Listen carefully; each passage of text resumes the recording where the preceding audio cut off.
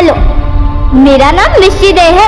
मैं 7th standard में पढ़ती हूँ। मुझे पाव भाजी और पिज्जा बहुत बहुत पसंद है, और पिंक कलर भी। मेरे पापा नहीं है, उनका रोड एक्सीडेंट हो गया था। क्योंकि हमारे एरिया के रोड बहुत ही खराब है, इसलिए मुझे बड़े होकर सिविल सर्वेंट बनना था, ताकि मैं सारे रोड ठीक कर सकूं। पर उससे पहले मुझे गोली लग गई। यहाँ बहुत दर्द हुआ था। माता पिता के लिए अपने बच्चों से बढ़कर कुछ नहीं होता, और कहते हैं अगर किसी माता पिता को अपने बच्चे की मौत देखनी पड़े तो उनसे अभागा और कोई नहीं होता। 9 सितंबर 2019 को एक मासूम बच्ची की मौत से पूरा शहर दहल उठा। इस बच्ची की मौत एक एनकाउंटर में हुई थी। जिसको पुलिस मारना चाहती थी वो तो मर गया था, पर इस बच्ची को बेवजह मरना पड़ा, और मारने वाली शायद एक पुलिस टीम ही थी। क्यों मारा गया इस बच्ची को? ये गलती थी या किसी साजिश का हिस्सा? इसे जानने के लिए आपको इस कहानी का हर पहलू गौर से देखना और समझना होगा, क्योंकि इस बच्ची की मरने की वजह इस एनकाउंटर से कई महीनों पहले शुरू हो गई थी।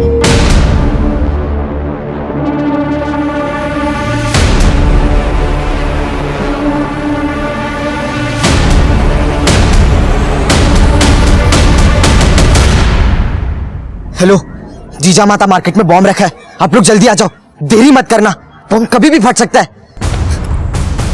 इतनी जल्दी ठीक है ना?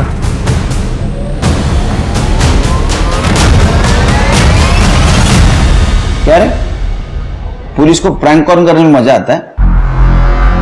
सर वो तो मैंने इसे देख लिया था बाबा का फोन चोरी करते हुए। क्या रे, टाइम पास करता है पुलिस वालों के साथ? कितनी तकलीफ होती है मालूम है तेरे को? पुलिस वालों को हाथ में जो केस होता है ना, वो छोड़ के भागना पड़ता है तेरे इस प्रैंक कॉल की वजह से। अरे साहब, मेरे को मालूम आपने को जेल वगैरह में नहीं डाल सकती, वो सुधार कर वगैरह में भेज दो, मेरे को चलेगा। क्यों एमजी वाली आंटी, सही बोला ना मैं? दीपो, चैन से सोने भी नहीं देगा तुम। अरे मार क्यों रहे हो? सर, ये दिन भर आवारागर्दी करता है, खुद को दीपू डॉन बुलाता है। हाँ, डॉन बनने का शौक है इसे। अरे तो वो लोग पावरफुल होते हैं, ये पुलिस वाले से भी ज्यादा। डॉन बनना है तेरे को? डॉन का अंत मालूम है? एनकाउंटर, समझा? ये आखिरी वार्निंग दे रहा हूं, इसके बाद ऐसा कुछ किया डायरेक्ट परमानेंट सुधार करो। त्याला समजून सांगा पोराला। चल, डॉन बनतोय, चल। पुलिस से ज्यादा डॉन पे भरोसा है इसको। आल्या गेल्याची, भूताकोताची, शेजारा पाजारांची कोणाची नजर लागली असेल ना, सगळे निघून जाऊ देत। देखा बाबा, आई मेरी फैन है, आपकी नहीं। हाँ देखा मैंने। अरे मेरी नजर उतरना तो दूर, उल्टा मुझे नजर लगा देती है। तुम्ही गप्पा बसाओ। अरे मेरी बेटी फर्स्ट आई है पूरे कॉलेज में, तो फैन तो होंगी ना। अरे वाह वाह वाह, छान छान छान। अभी क्या मोहन को तो कोई याद भी नहीं कर रहा है आजकल। कैसा है? वेरी फर्स्ट क्लास कड़क अदरक वाली चाय। सर दुख रहा है सुबह से, आपकी चाय से ही जाएगा। अरे टोली रख ना। ये सब क्या है बाबू? क्या है मतलब? नैना ने टॉप किया है कॉलेज में तो सेलिब्रेशन तो मनता है। हा? ये केक और नैना हे खास तुझ्यासाठी माझ्याकडून गिफ्ट आहे। ले लो बेटा। अरे लो।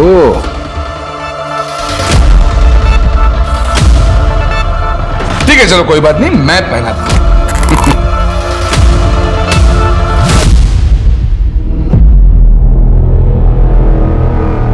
ये देखो कितनी खूबसूरत लग रही है।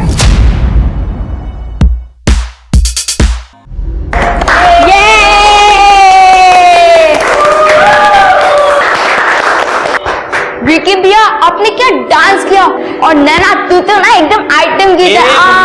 क्या बोला? ओह सॉरी विकी भैया। मुन्ना समझाया था ना, लड़कियों से इज्जत से बात करोगे तो इज्जत करने की आदत पड़ेगी। छोड़ो विकी भैया प्लीज।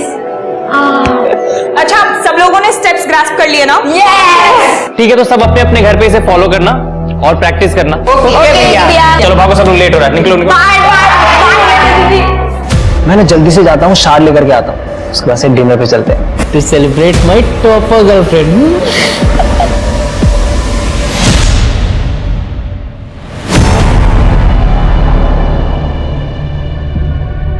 सर क्या करना है इनका?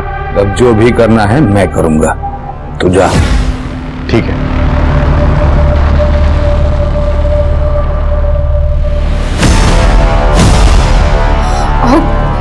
हे काय करताय? काका बोलते ती तुम्हाला बेटी जैसी है आपकी।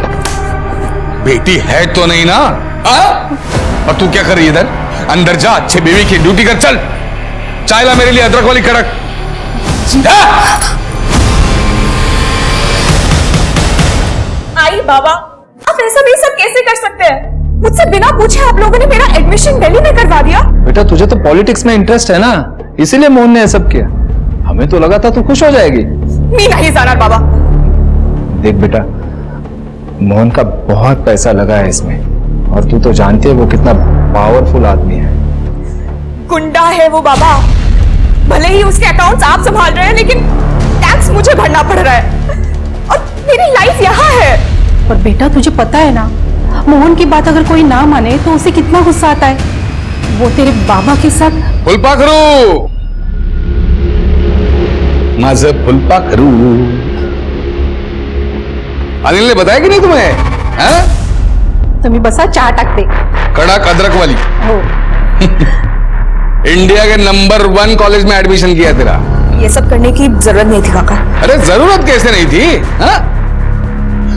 तू यहाँ क्या खड़ा है? वड़ा वड़ा ला, गरम गरम कुछ तो। अभी ठीक है।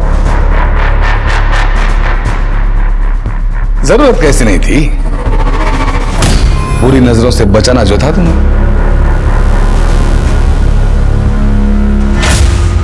विश्वास रखो, सबके लिए अच्छा है, तुम्हारे, मेरे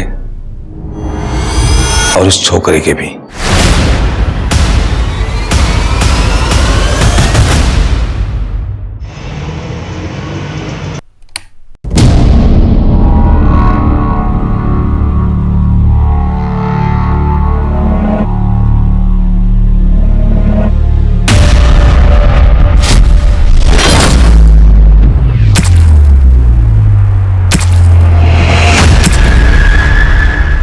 मल्टीपल स्टैबिंग की गई है। मल्टीपल स्टैबिंग, इसका मतलब किसी ने पर्सनल खुन्नस निकाली।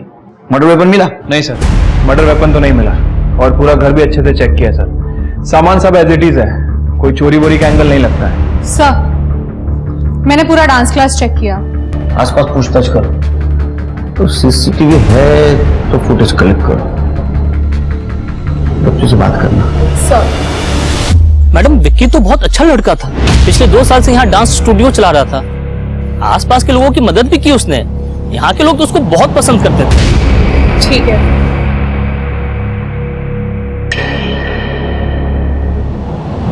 विक्की भैया बहुत अच्छे थे, सब उन्हें बहुत प्यार करते थे। मैम, वो हमारे डांस में नहीं, हमारी पढ़ाई में भी बहुत हेल्प करते थे। उनके वजह से तो आज मेरे फुल मार्क्स आए थे टेस्ट में। बेटा क्या तुमने कभी किसी को विक्की के साथ लड़ते हुए या किसी को उस पर नजर रखते हुए देखा था? नहीं मैम, ऐसा तो नहीं है। साहब बहुत अच्छा लड़का था विक्की। टाइम पर भाड़ा देना, घर को साफ सुथरा रखना, सबसे अच्छे से बात करना, और उसे कभी मैंने दारू और सिगरेट पीते हुए नहीं देखा। घर का रेंट एग्रीमेंट और घर की चाबी लेके आइए। जी अभी आया। आप लोगों को कुछ पता है विक्की के बारे में? साहेब मला एक सांगायचं होतं। कुछ दिन पहले विक्की ने विनोद को बहुत मारा था। कौन विनोद? साहब उसकी गर्लफ्रेंड प्रीति का बाप।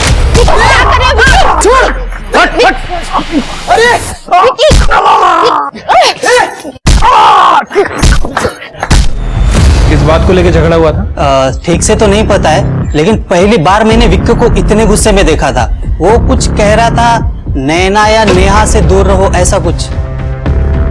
सब ये लीजिए। खोलो।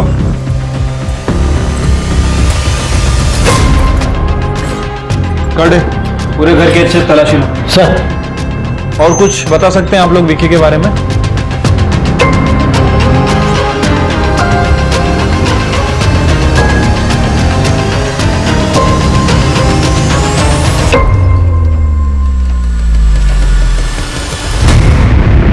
सर, लॉकर में ये सब मिला है। ये देखिए गन, ये पैसा और ये फोटो फ्रेम। हाँ असलम भैया, पुलिस को वो बंदूक और पैसे मिल गए, लेकिन अभी तक किसी ने कुछ ठोस नहीं बताया।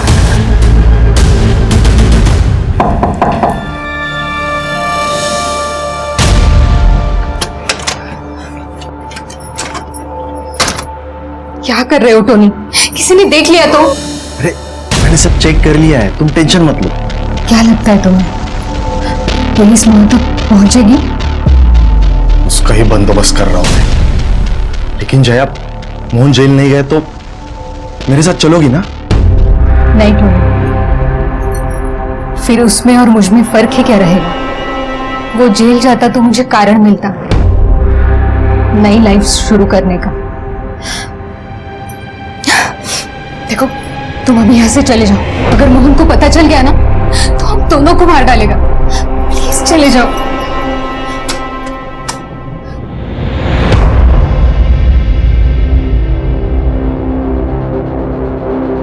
जया, मैं तुम्हें कारण दूंगा।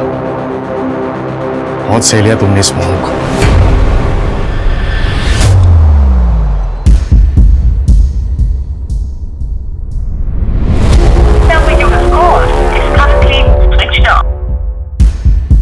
लगता है इसने फिर से अपना फोन चार्ज नहीं किया। बाउल। सर, मैंने और तृप्ति ने विक्की के बारे में जितने भी लोगों से बात की है, सभी ने विक्की को अच्छा ही बताया। सर, सब उसे एंजल सर के नाम से बुलाते थे। एंजल? ऐसा कैसा ये एंजल जो गंद रखता है, इतनी कैश रखता है? ये नैना उसकी गर्लफ्रेंड है ना? हाँ सर, नैना गुप्ते। सर, ये भी गरीब बच्चों को ट्यूशन पढ़ाती है और डांस सिखाती है। फैमिली का कुछ पता चला? हाँ सर, ये विक्की 2 साल पहले ही पनवेल आया है। इसके पहले ये कहाँ था किसी को कुछ नहीं पता। सीडी और सीसीटीवी फुटेज का क्या हुआ? सर, हमने रिक्वेस्ट डाल दी है। जैसे कुछ पता चलेगा I'll update you। और ये विक्की ने जिसको मारा था वो कुछ बोला? सर, विनोद नाम है उसका।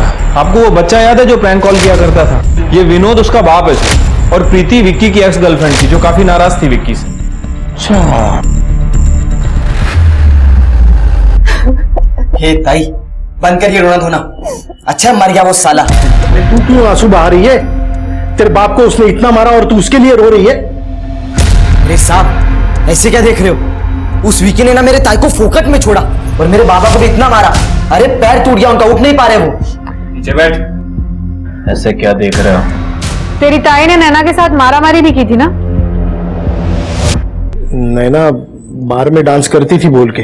मानता हूँ साहब, गलती हुई है, लेकिन हमने उसे नहीं मारा। अरे साहब, नहीं मार देता उसको, लेकिन जब से आप लोगों ने मेरे को पकड़ा है ना, मेरा ये बाप उस वाले रूम में बंद करता है मेरे को रात में। हाँ साहब, मैं भी मार देता, लेकिन मेरी हालत देखी ना आपने। मैंने नहीं मारा सर, और अगर मैं मारती तो मैं नैना को मारती ना, ताकि विक्की मुझे मिल जाए। मतलब तुम तीनों में से किसी ने नहीं मारा, लेकिन मोटिव तुम तीनों के पास है। ऊपर वाले से दुआ करो कि जो बोल रहे हो सच नहीं।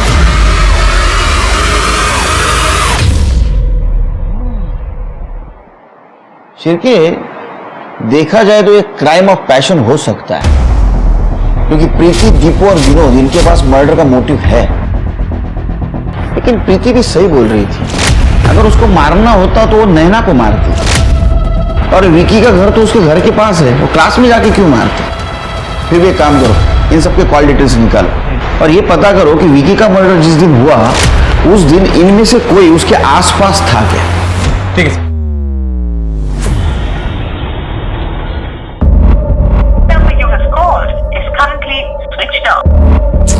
ये विकी का फोन क्यों नहीं लग रहा है?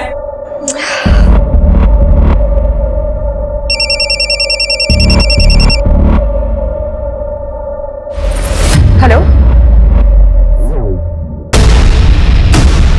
क्या?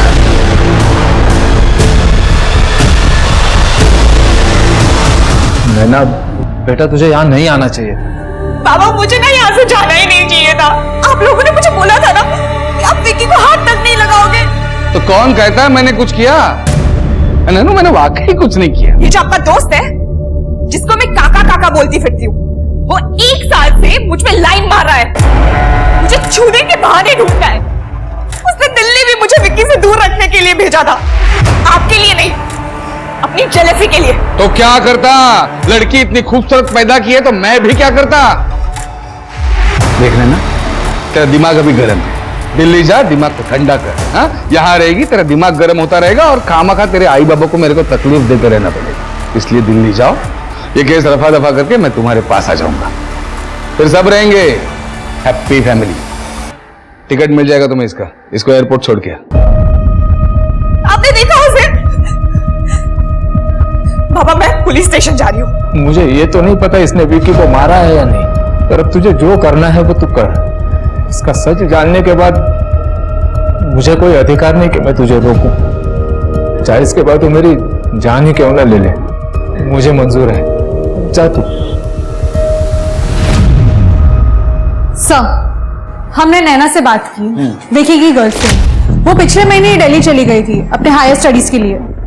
ये विकी के मर्डर के बारे में पता है उसको? नहीं सर, जब मैंने उसे बताया तब उसे पता चला। सर, दिल्ली जाने के बाद विकी और नैना की बातें काफी कम हो गई थी। सर, कार्बिक नाइफ वो तो बहुत छोटा होता है, एक बार में आदमी मरता नहीं, इसलिए शायद बार बार स्टैबिंग की गई है। सर, विक्की के ब्लड में बाल मिला है जो विक्की का नहीं है। हो सकता है कातिल की हो।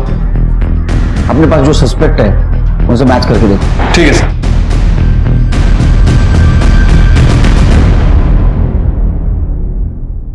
हेलो, पुलिस कंट्रोल रूम, एक इंफॉर्मेशन लेनी है। विक्की ठाकुर का मर्डर डॉन मोहन नाइक ने किया है।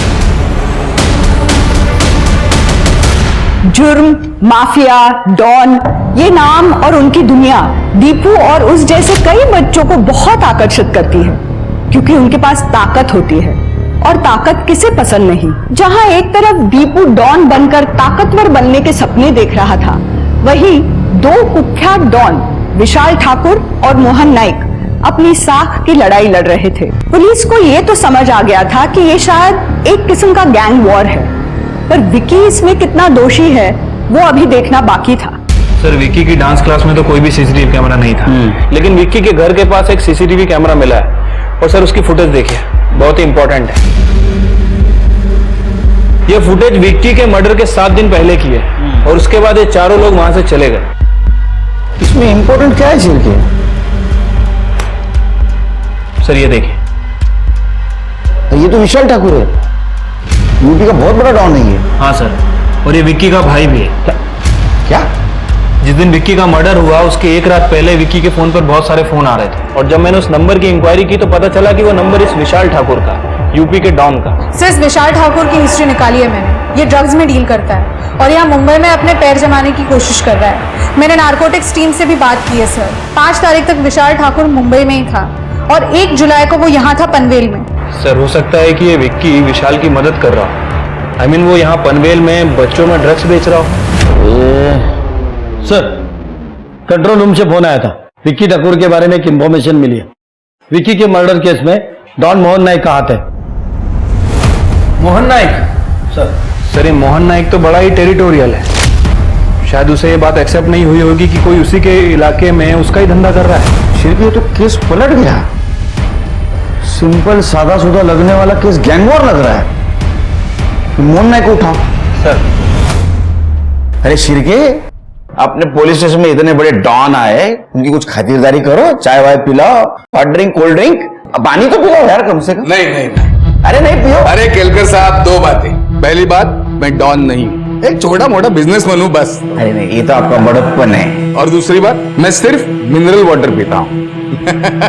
तो नहीं, एक तो डीएनए वीएनए फिंगरप्रिंट का तामझाम नहीं,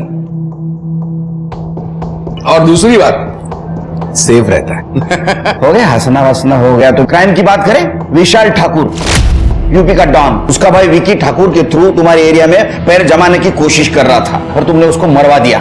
अब ये कहानी है ना, पूरी फिल्मी लग रही है। मतलब ऐसी कोई तो फिल्म भी थी रे, कोई तो याद नहीं आ रहा, लेकिन फिल्म जैसा ही है एकदम। ऐसा कुछ हुआ ही नहीं है ना टोनी, कहानी फिल्मी है। ये फिल्म शुरू तुमने की, उसका एंड हम लोग करेंगे। तुमने मरवाया ना विक्की को? हाँ, ऐसा इंटरोगेशन करते हैं। तुम्हारे रिमांड के लिए मैंने कोर्ट में अर्जी दी है। अभी तो एक चांस दे रहा हूं बिना दर्द का, क्योंकि जब तुम्हारा इंटरोगेशन शुरू करूंगा ना, तो बैठने के लायक नहीं रहोगे। और ये जो आवाज आ रही है ना मुंह में से हंसने की, ये कहां से आएगी पता भी नहीं चलेगा, और तू सांस नहीं ले पाएगा।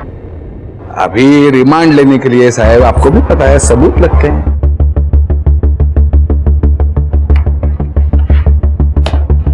ये देखो, ये तुम्हारा आदमी बंडिया विक्की के आगे पीछे मंडरा रहा है। ये तुम्हारा दूसरा आदमी रोमियो विक्की के मंदिर जाने वाले रास्ते पे उसका पीछा कर रहा है। ये तुम्हारा तीसरा आदमी मिर्जा विक्की की कोचिंग क्लास में उसे फॉलो कर रहा है। और ये तुम्हारा चौथा आदमी टोनी, ये भी विक्की के चारों तरफ भौरे की तरह मंडरा रहा है। ये सारे तेरे फंटर है और ये विक्की के घर के आसपास अलग अलग टाइम में घूम रहे थे। ये सारे हिस्ट्री शीटर है। अलग अलग टाइम पे घूम रहे हैं, लेकिन मर्डर के दिन का ऐसा कोई फोटो वीडियो है आपके पास? हाँ? नहीं नहीं ऐसे सबूतों को तो मेरा लॉयर कच्चा चपा जाएगा। कह टाइम बहुत वेस्ट किया। आइंदा आपके पास कोई पुख्ता सबूत है तभी आ जाना घर पे, खातिरदारी करूंगा और चाय पिलाऊंगा आपकी वाली 4 चम्मच शक्कर वाली। चलता हूं, नमस्कार।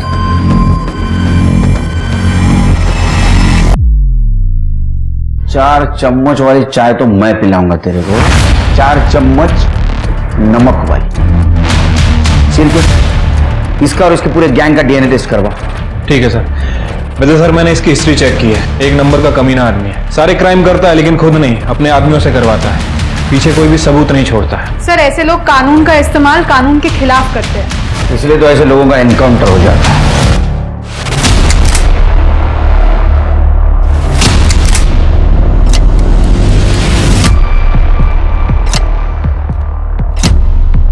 ये गाड़ी निकाल, फटाफट चल। उन्हें रोक दे।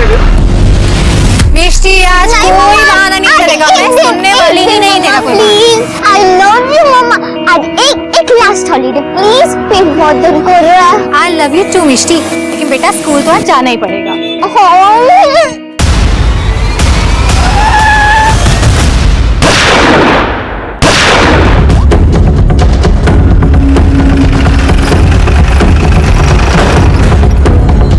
हटिए आप लोग, हटिए। बताइए ऑफिसर, आपके लोगों की वजह से एक मासूम बच्ची की जान चली गई, आपका क्या टेक है यहाँ? देखिए हम पुलिस वाले, जो कानून का टेक रहेगा वो हमारा टेक रहेगा। इस केस का अच्छी तरह इन्वेस्टिगेशन होगा और इस बच्ची की मौत का जो जिम्मेदार रहेगा उसको जरूर सजा मिलेगी। पर इस केस में पुलिस वाले इन्वॉल्व हैं, तो हम ये कैसे मान लें कि आप अपने लोगों को बचाने के लिए इस केस में छेड़छाड़ नहीं करोगे या कवरअप नहीं करोगे? आप तो मीडिया वाले हो ना, तो जो गलत है वो समाज के सामने लाना आपका काम है। और ये मैं कवर अप नहीं होने दूंगा, इसकी गारंटी मैं देता हूँ। मैडम प्लीज आप साइड में रुकिए ना। तो देखा आपने पुलिस किस तरह से हमें बुली कर रही है, पर हम सच आपके सामने ला कर रहेंगे। सर ये स्कूल का बस स्टॉप है, मिस्टी और उसकी माँ यहाँ पे बस के लिए वेट कर रहे थे। आई विटनेस की माने तो मोहन की गाड़ी वहां से आई और पुलिस व्हीकल भी वहां से आया, इसको ओवरटेक किया मोहन जी और के बीच सड़क पर एनकाउंटर बहुत गलत बात है, ये डिसएडवांटेज है। शिरके पुलिस व्हीकल की डिटेल्स निकालो, देखो क्या माजरा ये। और ये जो फोन मिले दोनों के हाथ में, हो सकता है किसी को फोन कर रहे थे, वो पता करो किसको फोन कर रहे थे। लेकिन सर ये मोहन के फोन में तो बुलेट लगी है, मुझे नहीं लगता कुछ मिलेगा। आईटी डिपार्टमेंट को भेजो और ये टोनी के कॉल डिटेल्स निकालो, कुछ तो वजह होगी इस एनकाउंटर। काम हो गया, मोहन नाइक खत्म। बॉडी क्लेम करने के लिए कोई नहीं आया? नहीं सर, बस्ती वालों ने धरना दे रखा है, कह रहे हैं कि जब तक वो पुलिस वाले पकड़े नहीं जाते कोई बॉडी क्लेम नहीं करेगा। पुलिस प्रशासन हाय हाय कि जब तक आरोपी पुलिस वालों को सजा नहीं मिल जाती तब तक मिस्टी डे की बॉडी को यहाँ से नहीं ले जाने देंगे। पुलिस प्रशासन हाय हाय, पुलिस प्रशासन हाय हाय, पुलिस प्रशासन हाय हाय, साइड हटिए, साइड हटिए। पुलिस प्रशासन, पुलिस प्रशासन। देखिए अपर्णा जी, आपके साथ जो कुछ भी हुआ है मैं शब्दों में बयान नहीं कर सकता। मैं भी एक पिता हूँ, मैं आपसे वादा करता हूँ मिष्टी के साथ जिसने भी ये किया है उसको मैं अरेस्ट करके रहूंगा, लेकिन मेरी रिक्वेस्ट है आप बॉडी को ले लीजिए। उसका अंतिम संस्कार का हक क्यों छीन रही है आप? प्लीज। वो साहब अकेले औरों को बहकाओ मत, हम लोग सब अपर्णा बहन के साथ में।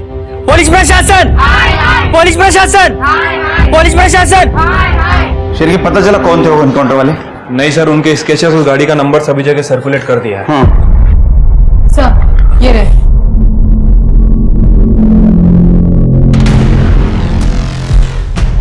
अपने डेटाबेस में चेक करो किसी हिस्ट्री शीटर से मैच होता है क्या, और रजिस्टर व्हीकल भी चेक करो। सर टोनी के नंबर की डिटेल आ गई है सर। टोनी इनकाउंटर से पहले जया नायक से चैट कर रहा था, मोहन की वाइफ, और सर उसने अपनी लाइव लोकेशन भी भेजी थी जस्ट इनकाउंटर से थोड़ी देर पहले। तो ऐसा तो नहीं शिर कि ये जया पुलिस की इन्फॉर्मर है? जया जी टोनी से अब बहुत बात करती थी, उसके कॉल डिटेल्स में आपका नंबर बार बार दिखा है। अपने पति पर नजर रख रहे थे आप? अपने पति पर नजर रख रहे थे आप? नजर रखने की क्या जरूरत थी सर? वो खुद बेशर्मों की तरह मुझे सब कुछ बताते थे। बेटी जैसी है आपकी। बेटी है तो नहीं ना?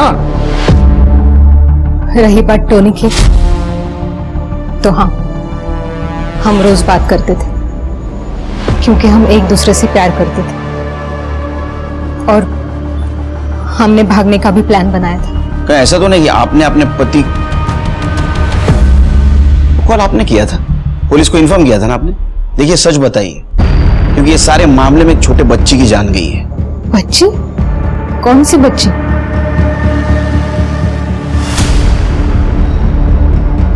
नहीं सर, इस एनकाउंटर के बारे में मुझे कुछ नहीं पता। स्मिता, कर दे, घर चेक कर। आपका मोबाइल चाहिए? जी अभी आती।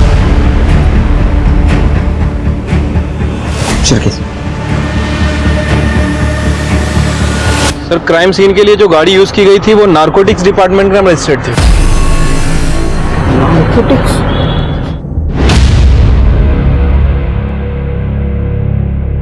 कदम, इंस्पेक्टर सुनील केलकर, वो मोहन नाइक का एनकाउंटर तुम्हारे डिपार्टमेंट से हुआ है क्या? अरे क्राइम सीन पे तो तुम्हारी गाड़ी दिखी है। हाँ ठीक है, भेजता हूँ डिटेल्स। कमाल है, कदम तो बोल रहा है उसके डिपार्टमेंट से एनकाउंटर हुआ ही नहीं। तो एनकाउंटर किया किसने? ये केस पुलिस के लिए प्रोफेशनल तौर पर तो मुश्किल था ही, पर पर्सनल तौर पर भी काफी परेशानी वाला था, क्योंकि सवाल इस बार पुलिस पर ही उठे थे। मिष्टी को अब भी इंसाफ नहीं मिल पाया था। उसकी बॉडी अभी भी मॉर्ग में थी। अपर्णा और बस्ती वालों की मांग थी कि आरोपी पुलिस वालों को जल्द से जल्द गिरफ्तार किया जाए। दूसरी ओर पुलिस हर डिपार्टमेंट चेक कर चुकी थी। मोहन नाइक के एनकाउंटर में किसी भी पुलिस इन्वॉल्वमेंट का कोई भी सुराग उन्हें नहीं मिला था। पुलिस को यह पूरा किस्सा अब एक फेक एनकाउंटर की तरह लगने लगा था। पर किसने किया था यह एनकाउंटर, वो भी पुलिस की साख को दांव पर लगाकर?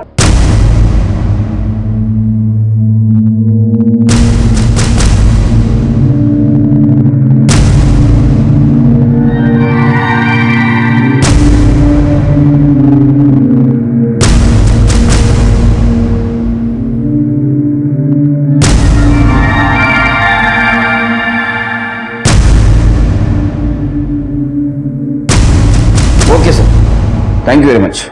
जय हिंद, जय हिंद। तृप्ति, अभी मैंने यूपी पुलिस से बात की। वो भी विशाल ठाकुर को ढूंढते यहां आए थे, लेकिन उनका कहना है कि उन्होंने एनकाउंटर नहीं किया।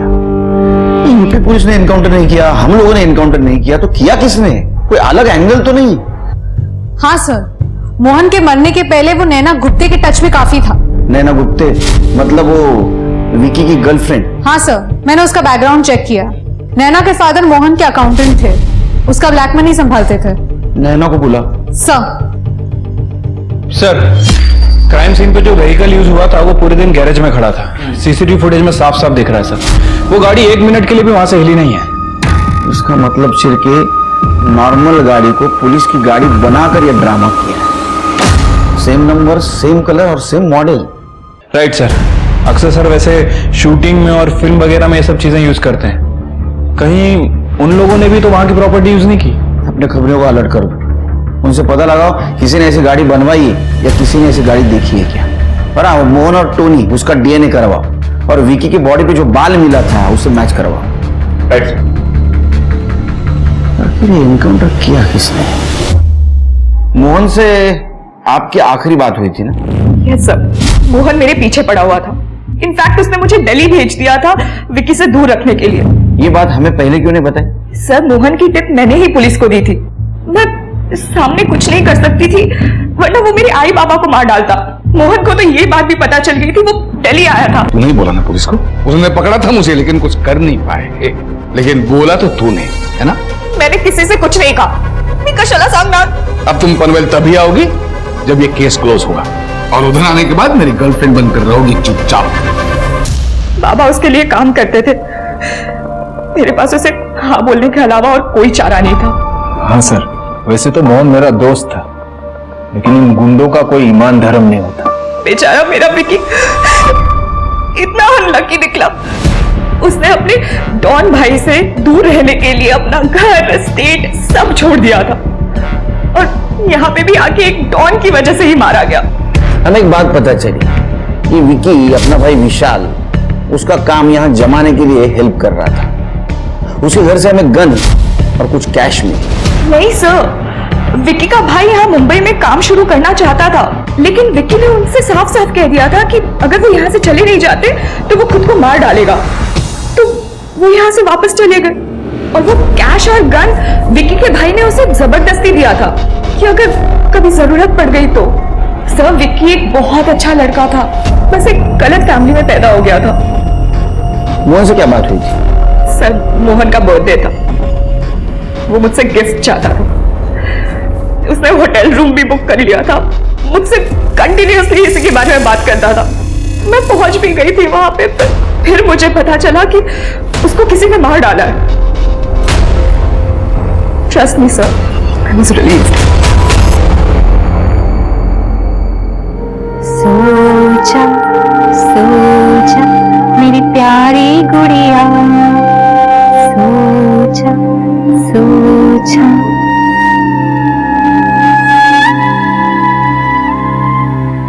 चल शो। अला तेरा भाई सारा पैसा जीत गया ना। हे, जिंदा नहीं रहने का तेरे को? बंबई के अगले डॉन के सामने बैठा है तो पैसे लेगा? चुप पिद्दो, बड़ा आया डॉन बनने, ये पैसा अपन ने जीता है। क्यों हो तेरे को? हाँ? देख दीपू, लग जाएगी। क्या लग जाएगी? डॉन बनने के लिए ना जो करना पड़ता है सब के अपन, इंफॉर्मेशन, नशा, मर्डर सब। तेरा मर्डर करूं? नहीं नहीं नहीं दीपू, देख लग जाएगी दीपू। सर, इस विकी की बॉडी पर जो बाल मिला था वो टोनी का ही था। लेकिन टोनी तो मर गया। मोहन की गैंग को उठा, विकी के मर्डर में इनका ही हाथ हो सकता है। साहब, अपन लोग को क्यों लाया साहब? अपन लोग सच बोलना, अपन लोग कुछ नहीं किया साहब। हाँ साहब, हाँ प्रॉमिस, अपन ने कुछ नहीं किया। कुछ नहीं किया? विकी, उसका मर्डर हुआ है और इसके बॉडी पे टोनी का बाल मिला है और अलग अलग टाइम पे इसके क्लास के आसपास तुम दोनों को भी देखा गया है। टोनी भाई का बाल? नहीं साहब, ऐसा हो ही नहीं सकता। अपन सच बोल रहा है। ये बहुत बड़ा साइंटिस्ट है। ऐसा हो ही नहीं सकता तो कैसा हो सकता है?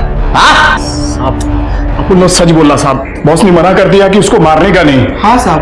और साहब, जिस दिन विकी का मर्डर हुआ ना साहब, उस दिन तो हम लोग यहाँ थे ही नहीं। शिरके, टोनी का बाल उस बॉडी पे कैसे आया?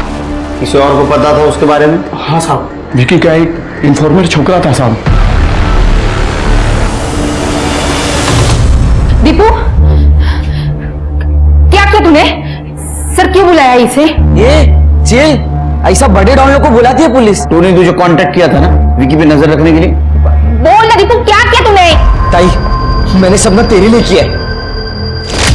तो तेरे लिए कुछ पैसे और एक फोन। भाई, अगर मैं तुम्हारा एक काम कर दिया तो तुम मेरे को गैंग में लेगा ना? पक्का। रोज शाम को 6 बजे डांस क्लास के बाद ना नेहा के साथ बाहर जाता है। पहले मंदिर, फिर बीच पे। सर, उन्होंने बोला था इन्फॉर्मेशन देने के लिए, फिर मेरे को गैंग में ले लेंगे। तो इन्फॉर्मेशन देने का ना, विकी का मर्डर क्यों किया? क्या तूने मारा मेरे विकी को? कोई विकी वगैरह नहीं था, तेरा सपने से जाग जा। और सर, मैंने ना किसी का मर्डर नहीं किया है। आपने देखा ना सीसीटीवी, और आपने भी देखा ना, मैं था ही नहीं सीसीटीवी में। अरे तू क्या, कोई भी नहीं था विकी की क्लास के आसपास सुबह। लेकिन जब हमें पता चला तू टोनी का इन्फॉर्मर है, हमने फिर से सीसीटीवी चेक किया। ये पीछे वाले रास्ते से कौन जा रहा है?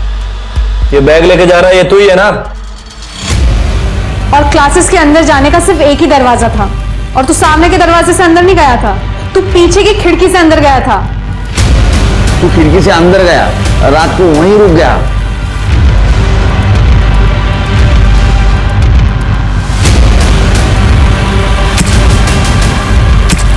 सुबह तूने विक्की को मारा है ना? इसको पहचानता है? हाँ, तेरे घर के पास वाले गटर में मिला हमें मर्डर वेपन। हाँ, तूने फेंक दिया था ना, सीसीटीवी में देखा हमने। बोल। साहब, उन्होंने बोला था मुझे इंफॉर्मेशन देने के बाद वो विकी को मार देंगे, पर वो लास्ट मिनट पे पलट गए। अरे पर भाई, आपने तो बोला था वो विकी को मारोगे। अबे किसी को मारना क्या खाने का काम है? जरूरत नहीं तो काय को फालतू में किसी को मारेंगे। पैसा रख और स्कूल जा। चल बे हट्टू तेरी तो चल साले अरे कर। तभी मैंने सोच लिया सब काम मुझे खुद करना पड़ेगा। इसलिए जब बाबा और ताई सो गए थे तो मैंने स्क्रू ड्राइवर से कड़ी खोली और फिर से लगा दी ताकि किसी को शक ना कि मैं रूम में नहीं हूं। साहब मैंने मार दिया वो विकी को। साहब उस विकी ने मेरी ताई को धोखा दिया और मेरे बाबा को भी बहुत मारा।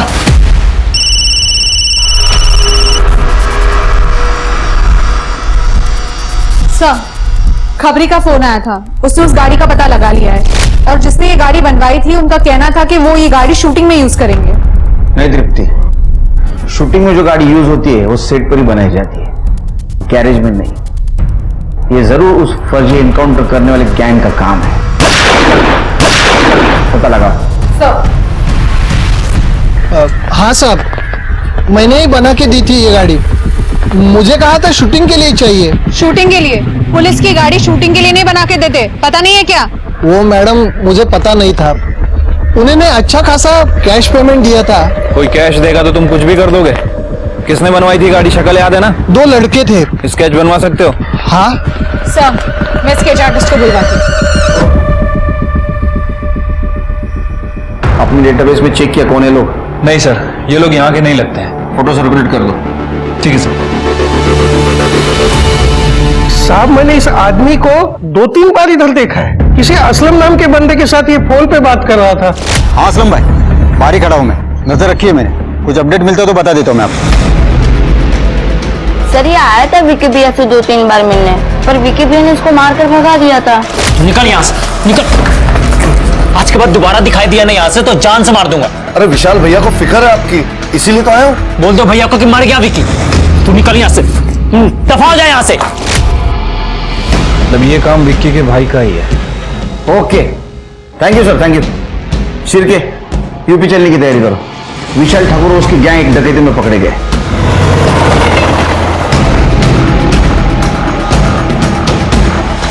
Sunil Kerkar, Maharashtra police. Hemant Mishra, UP police.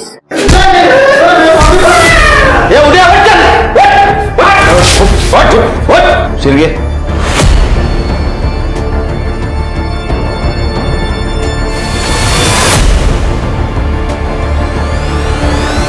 Sir, ये दोनों हैं जिन्होंने कार ली थी। मोहन का फेक एनकाउंटर तुमने किया था ना? किसने इंफॉर्मेशन दी थी?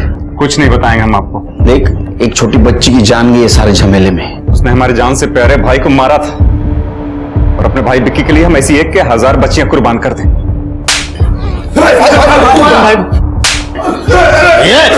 साहब, अब यूपी पुलिस की खातिरदारी खत्म, महाराष्ट्र पुलिस की खातिरदारी शुरू। क्यों जलाए ना? चलो लेके जाओ उनको। चल बाहर चल।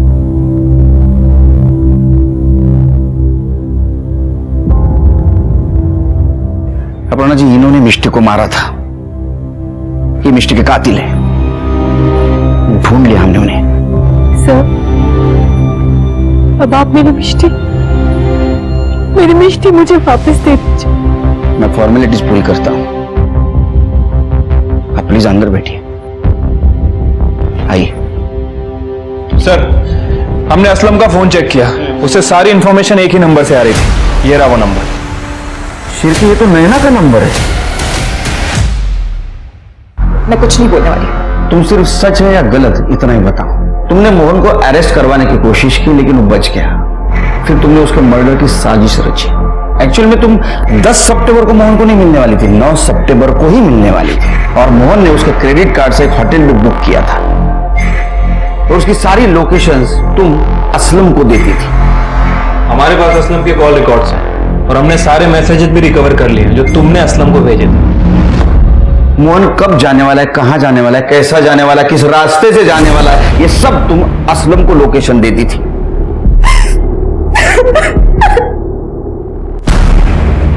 सर, भले ही इस वक्त मैं आपको क्रिमिनल लग रही हूँ, पर मोहन नायक जैसे गुंडे डॉन को खत्म करने के लिए ना उसी के हथियार की जरूरत थी।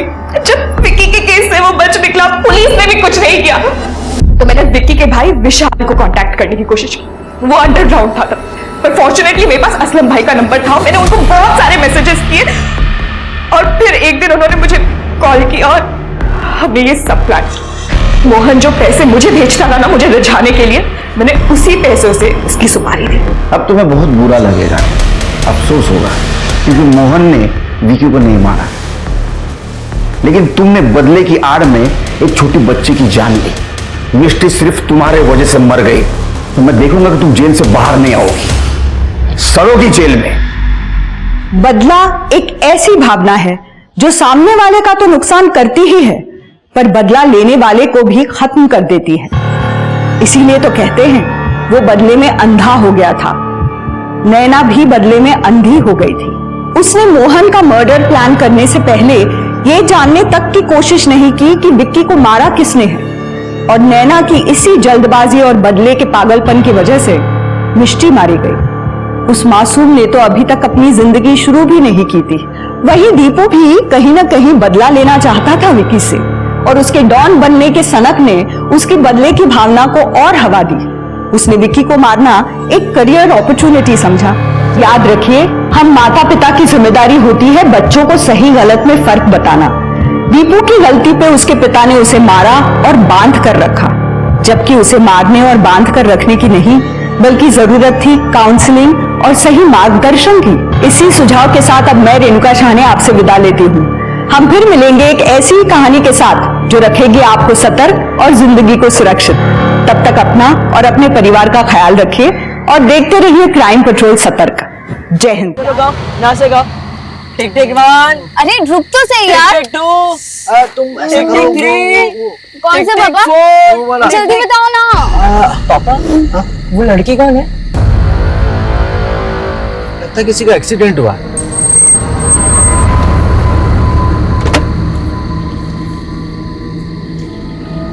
क्या हुआ बेटी? तुम चिंता मत करो, मैं डॉक्टर में देखता हूँ, लेकिन इन्हें हुआ क्या है?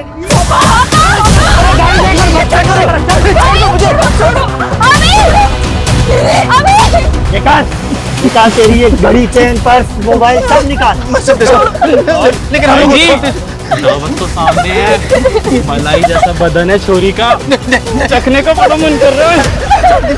गिरोह के नियम भूल गया है क्या? जनानियों की इज्जत करनी पड़ेगी। किसी भी औरत की बेइज्जती करी तो उसकी हाय लगेगी। अरे उल्टी गिनती शुरू हो जाएगी तेरी। भाई जी, है? लड़की नहीं तो लड़के को तो छू सकते हैं ना? ले जा।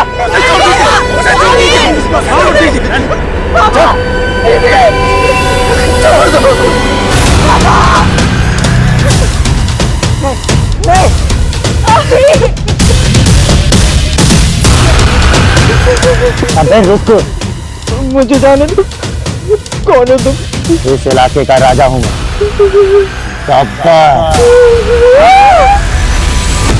नमस्कार, मैं रेणुका शाहने क्राइम पेट्रोल सतर्क में आपका स्वागत करती हूँ। आपके लिए जैसे पानी का डर बना रहना जरूरी है, ठीक उसी तरह एक अपराधी के भीतर कानून का, पुलिस प्रशासन का खौफ बना रहना अनिवार्य है। लेकिन गब्बर और उसका गिरोह जिस तरह खुलेआम एक के बाद एक जुर्म को अंजाम दे रहा था, उससे पूरे शहर में एक दहशत का माहौल बन गया था। ये केस अपने आप में एक अनोखा केस था।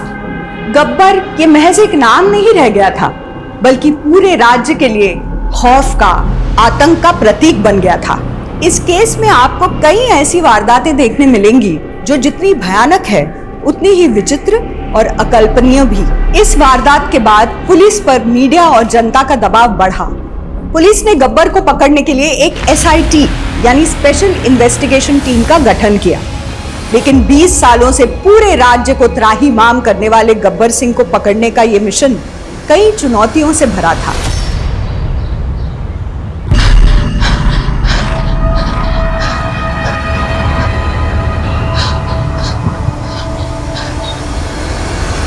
अभी सिर्फ 2 किलोमीटर हुआ है, 4 किलोमीटर और। कम ऑन पापा प्लीज, हम नहीं। पापा नहीं, ट्रेनिंग का टाइम सिर्फ गुरुजी। Come on come on come on.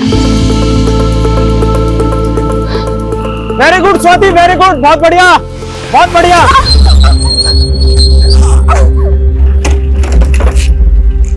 क्या हुआ? गुरुजी, मेरे पैर की नस खिंच गई है शायद।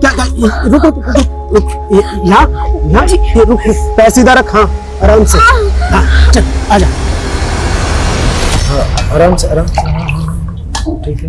ये ले बेटा, मट्ठा पी ले। ये ले बेटा। हेलो, हाँ भैया, हाँ नहीं नहीं मैं बस आ रही हूँ। गुरुजी मेरा रिक्शा आ गया, मैं चलती हूँ। ध्यान से, पैर पे ज्यादा वजन मत डालना। अभी तेल की मालिश की है, पट्टी की है, कल अखाड़े आएगी ना तो एक बार तेल की मालिश और कर दूंगा, दर्द चुटकियों में चला जाएगा, ठीक है? चल मैं छोड़ देता हूँ। रिद्धि, स्वाति दीदी को नीचे तक छोड़ो। हाँ रिद्धि बेटा छोड़ दो, और हाँ वो ऑटो तक छोड़ना। हाँ आज इतनी तेज भागी के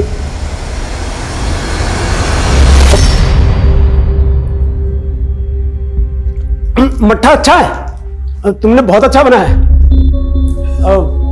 मुंह फुला रखा है।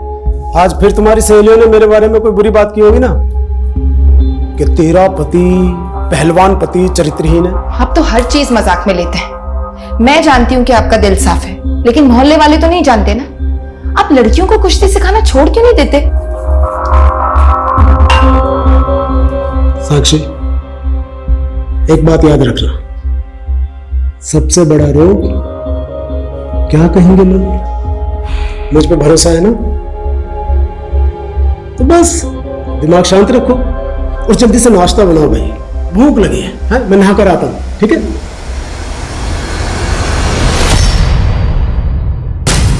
एंटी 99 गब्बर के खिलाफ पहला केस दर्ज हुआ 1999 में, और पिछले 20 सालों में उसके खिलाफ 200 केस दर्ज हुआ। शुरुआत छोटी मोटी चोरी चकारी से हुई, लेकिन आजकल वो लोगों को खुलेआम लूट रहा है। लेकिन सर 2014 से गब्बर का गिरोह किसी भी मर्डर में इन्वॉल्व नहीं था।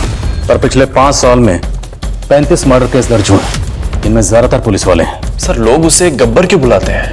जब पकड़ लेंगे तो खुद ही पूछ लेना। गब्बर का गिरोह दिल्ली से लेकर जोधपुर जाने वाला जो हाईवे है, उस हाईवे और उसके आसपास जो बाईपास है, वहां पर ज्यादा एक्टिव है। हाल फिलहाल में उसने ज्यादातर वारदातों को यही अंजाम दिया है, इसलिए हम शुरुआत यहीं से करेंगे। गब्बर को पकड़ने के लिए मैंने तो अंडरकवर ऑफिसर्स को बुलाया। सर गब्बर को आज तक किसी ने नहीं देखा। अगर यह पता लग जाए कि वो दिखता कैसा है तो उसको पकड़ने में आसानी होगी। वो बच्चा अभी हमारी हेल्प कर सकता है सर। अभी फिलहाल सदमे में, फिर भी कोशिश करते हैं। बुलाओ सर।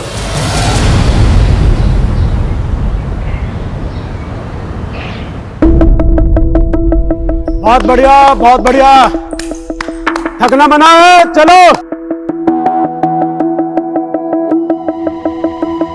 बहुत बढ़िया, चल। जसवंत चेयर लेकर आ। बस बस झुक मत, दर्द होगा। चेयर आ गई, बैठ बैठ बैठ बैठ बैठ, आराम से आराम से आराम से आराम से आराम से रख। दर्द है बहुत ज्यादा? अच्छा, घबराने की जरूरत नहीं है।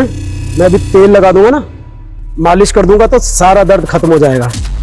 और जब दर्द खत्म हो जाएगा तो मुझे रेस में आएगी ना।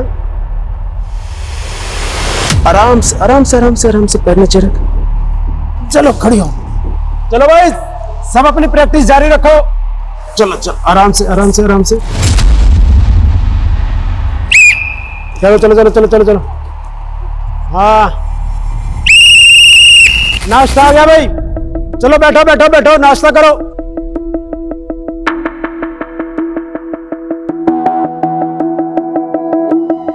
रिद्धि के एग्जाम खत्म हो गए, कुछ सोचा है? पैर बचा के खाना खा लीजिए ना। खा रहा हूं ना। प्लीज। अरेस्ट? मुझे? किस लिए? आपके ऊपर मर्डर का इल्जाम है चेतन कुमार। मुझ पर? लेकिन ये इल्जाम मुझ पर किसने लगाया और मैंने किसका मर्डर किया? वो सब बताते हैं आपको, पहले चलिए हमारे साथ, लेके चलो।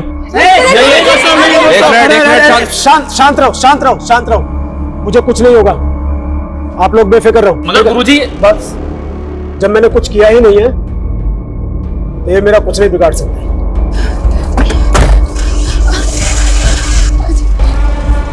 ऐसे कैसे ले जा सकते हैं आप?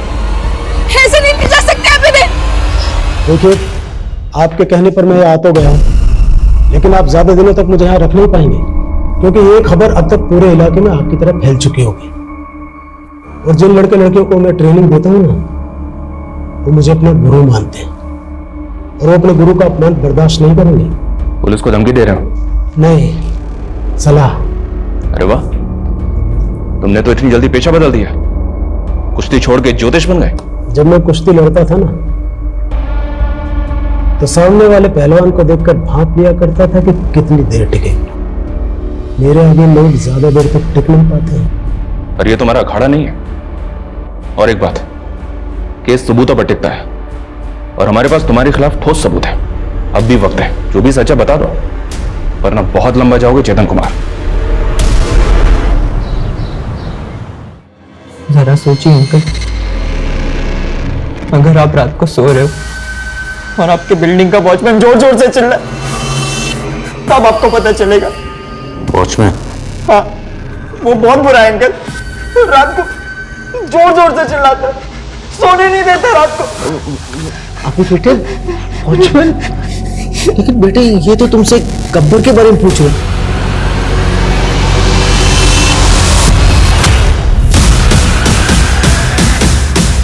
टैटू, ठुकरी का टैटू कौन से हाथ पे था? राइट हैंड पे?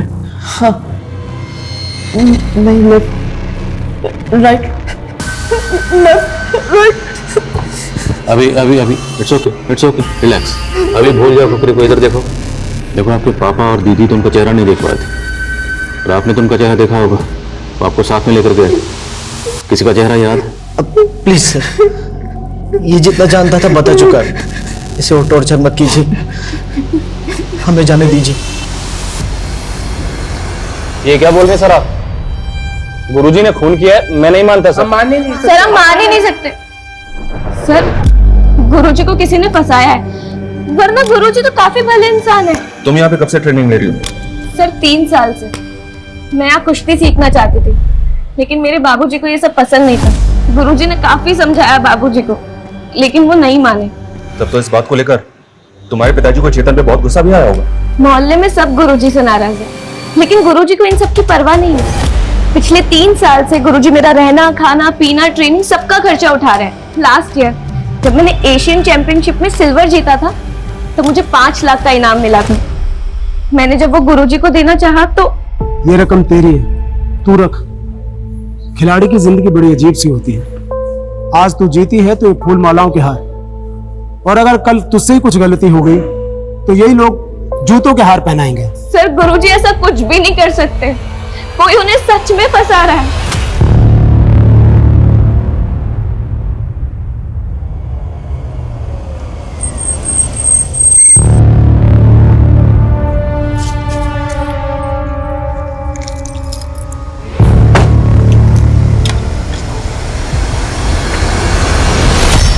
धीरज, happy second anniversary my love.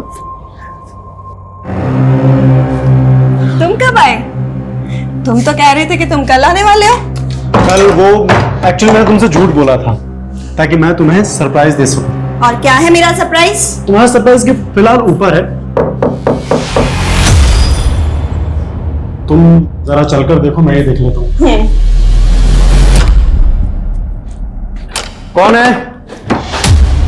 हाँ जी जी, वो मैडम अपना फोन कार में भूल गई थी। थैंक यू सो मच भाई, बड़े ईमानदार हो यार तुम तो। एक काम करो, ये कुछ पैसे रख लो। नहीं सर, इसकी कोई जरूरत नहीं। अरे रख लो। नहीं मैडम, आपका फोन दे दिया मैंने। Thank you so much. ये रखो तुम्हारा फोन।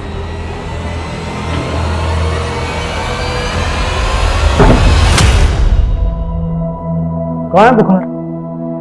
ये सब कसरत से बचने के बहाने हैं। चल चल फटाफट उठ, सूरज निकलने से पहले रनिंग के लिए निकलना है। नहीं पापा, कसम से बहुत कमजोरी लग रही है। देखो तुम मेरी तो कोई बात मानते नहीं आप, कम से कम बेटी की तो मान लीजिए। ये क्यों झूठ बोलेगी? ठीक है भाई, आज कर लो आराम। अरे भाई दे तो दी परमिशन, अब आपने क्यों मुंह फुला रखा है? बनिए मत, मुझे पता चल चुका है आपने क्या किया है। क्या? आपने बिना मुझसे पूछे अपनी एफडी तोड़वा ली। अरे वो बच्चों के लिए रेसलिंग मैच और वो डंबल्स लेने थे इसलिए बस। ये रेसलिंग अखाड़ा बस यही चलता रहता है आपके दिमाग में। घर का खर्चा कैसे चलेगा, रिद्धि की शादी कैसी होगी, सबके बारे में नहीं सोचते आप। अरे वो एफडी हमने रिद्धि की शादी के लिए करवाई थी। हाँ, जब अपनी रिद्धि नेशनल जीतेगी ना तब तुम्हारी सारी शिकायतें दूर हो जाएंगी, देखना। 1000 नाकामयाब खिलाड़ी होते हैं, उसके बाद एक कामयाब होता है। क्या सपने देख रहे हैं आप? सपने देखने वाले ही सपना पूरा करते हैं साक्षी। और मेरा भी सपना है कि मेरे खिलाड़ी ओलंपिक में गोल्ड मेडल जीते, जो मैं कभी नहीं जीत पाया। लेकिन देखना, एक दिन मेरा यह सपना जरूर पूरा होगा।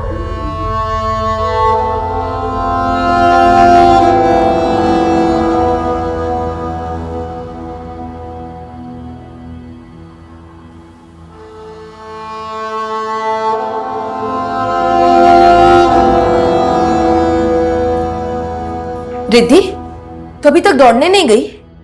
वो माँ, पापा नहीं थे तो मैंने सोचा। यही सीखा है तूने अपने पिता से? अच्छी खिलाड़ी बनना है ना तुझे? हाँ माँ, बनना है। मैं चाहती हूँ जब वो वापस आए तो उन्हें ऐसा लगे कि उनकी गैर हाजिरी में तू एक पल के लिए भी उनके सपने को नहीं भूली है। समझ रही है ना तू? तो चल तैयार हो जा, जूते पहन, दौड़ लगाने जा। चल, शाबाश।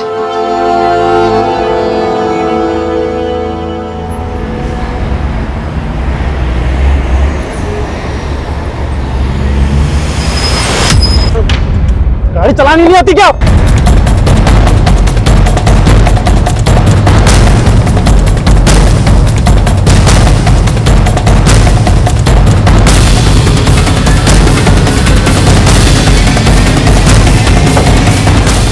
जैन सर। सर, मरने वाले का नाम धीरज जिंदल है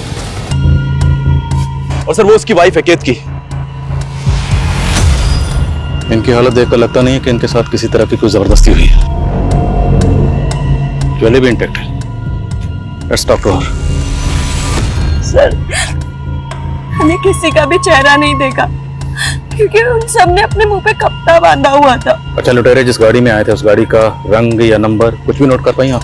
नहीं सर, सब कुछ इतनी जल्दबाजी में हुआ कि मुझे कुछ समझ ही नहीं आया और उन लोगों ने मेरे पति को सर, एक आई विटनेस मिला है, सागर नाम है उसका। बोले सर। सर, सब कुछ इतना फटाफट हुआ कि कुछ पता ही नहीं चला। लेकिन सर, सिल्वर कलर की गाड़ी थी।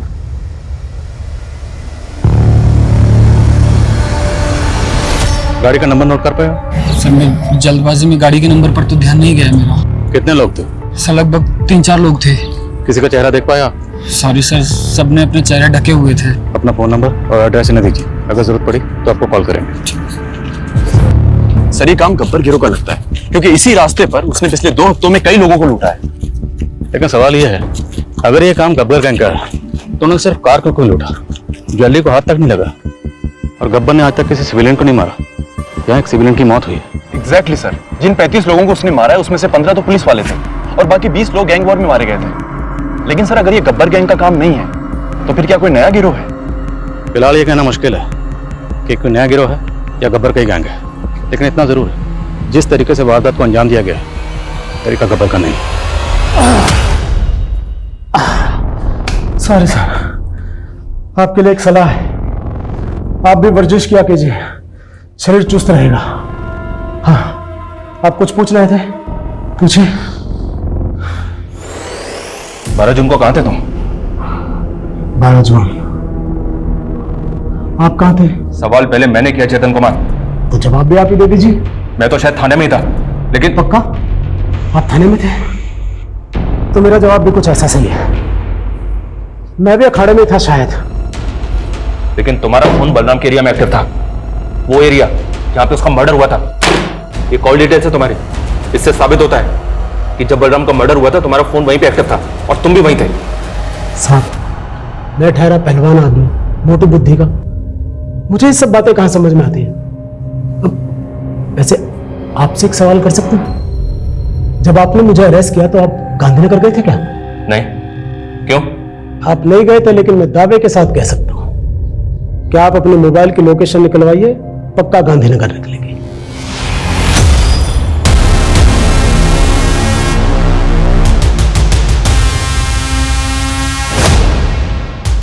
Meet SI Ajit Kumar, SI Gayatri Saini.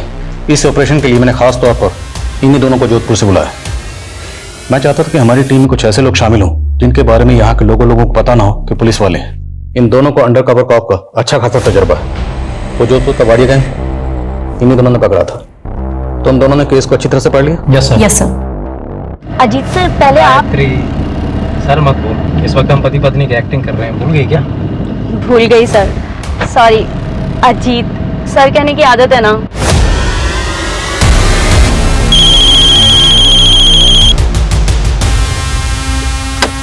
एक मिनट। हेलो, चलो मैं करता हूँ बाद में बात। राम राम साहब, गाड़ी खराब हो गई क्या?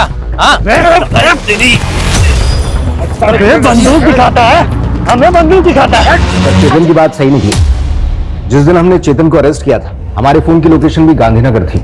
लेकिन वर्मा ऐसा कैसे हो सकता है? सर, मैंने मालूम किया, चेतन की एकेडमी 2 मोबाइल टावर्स के बीच में है। अगर पहले टावर के सिग्नल्स पकड़ता है फोन, तो लोकेशन प्रहलादपुर बताता है, और अगर दूसरे टावर के सिग्नल पकड़ता है तो फोन की लोकेशन गांधीनगर बताता है। इसमें दोनों बातें हो सकती हैं। चेतन को ये बात पता थी, शायद इसीलिए उसने इस बात का फायदा उठाया, या फिर उस दिन चेतन बलराम के घर गया ही नहीं था। सर, मैंने मोहल्ले के कई लोगों से कंफर्म किया। उनका कहना है कि जिस रात बलराम का मर्डर हुआ, उन्होंने उस दिन बलराम को चेतन की एकेडमी जाते हुए देखा था।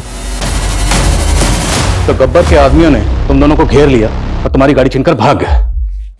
तुम्हें कुछ अंदाजा है ये हमारे डिपार्टमेंट के लिए कितनी एम्बैरेसिंग सिचुएशन है? हुआ कैसे ये? मुझे इस इंसिडेंट की एक एक डिटेल चाहिए। सर, वो रास्ते में हमें एक आदमी दिखाई दिया था सर, उसकी बाइक खराब हो गई थी। उसकी मदद के लिए मैं आगे बढ़ा, इन लोगों ने घेर लिया sir. Sir, I am not sure कि कोई आदमी था कि नहीं। तुम लोग एक मिशन पर थे, इतने लापरवाह कैसे हो सकते हो? भाई जी, बहुत जान है इसमें तो। अरे दे साले के। भाई, पुलिस वाले हैं, आईडी मिली है। अच्छा, तो ये है पुलिस के ड्राइवर भी। अब देखो गब्बर तुम्हारा।